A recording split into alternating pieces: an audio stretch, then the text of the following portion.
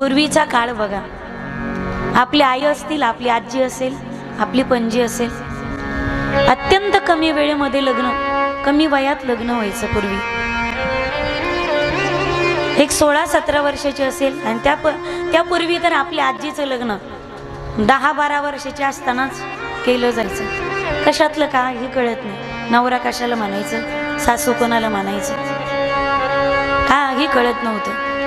कमी वयात तिचं लग्न व्हायचं पूर्वी। पहा तुम्ही, आता रडण्याचं प्रमाण कमी, पण पूर्वीच्या मुली लग्न जमलं तरी रडत होत्या।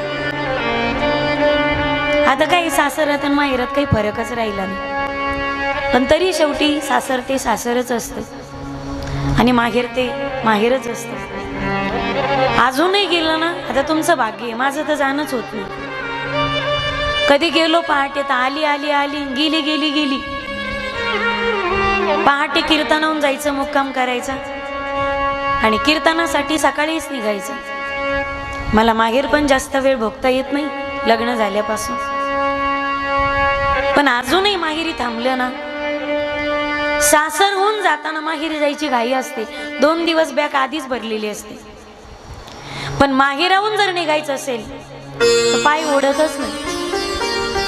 पिशवी भरली आणि गाडी चालू केली तरी सतत घरात जाऊन यावंसं वाटतं, काही विसरलं तर नाही ना।